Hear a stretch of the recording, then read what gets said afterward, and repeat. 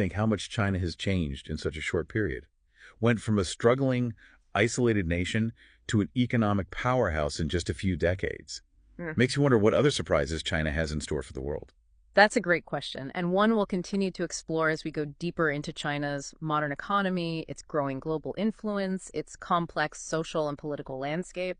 Before we get into all that, I think it would be helpful to get a sense of China's physical presence in the world. It's vast, Mm. the third largest country in the world by area. And incredibly diverse. You've got towering mountain ranges like the Himalayas, sprawling deserts like the Gobi, fertile river valleys like the Yangtze. It's like a continent unto itself. It is. And that sheer size and diversity must present some unique challenges, right? Absolutely. Think about the environmental issues China faces. Desertification is a constant threat, especially with the Gobi Desert expanding. And pollution, both air and water, has been a major concern in recent years. And then there's climate change, which has the potential to impact China in a big way.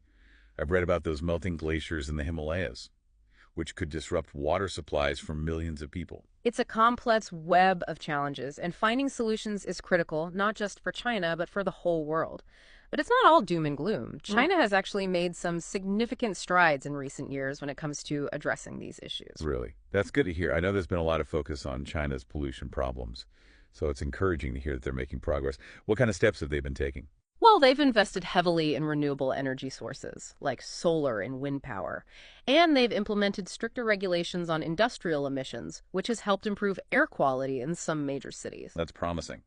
Sounds like they're taking these challenges seriously. But with such a massive population and a rapidly growing economy, it must be a constant balancing act to manage growth and protect the environment. It is a balancing act, and there's still a long way to go, but the fact that China is acknowledging these challenges and taking action is a positive sign. Okay, so we've covered ancient China, the tumultuous 20th century.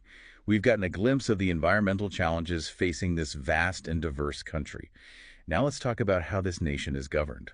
China's political system is unique, to say the least. Officially, a socialist republic led by the Chinese Communist Party, or CCP. But it's often described as authoritarian, with the CCP holding a tight grip on power. How does that work in practice? What does this system actually look like? Well, from what I've read, the CCP has influence at all levels of government, from the local villages to the national stage. It's a pretty intricate system. It is, and you've got, various branches of government. There's the National People's Congress. Oh, yeah, the NPC. The NPC, exactly, which has thousands of members and is technically the highest organ of state power.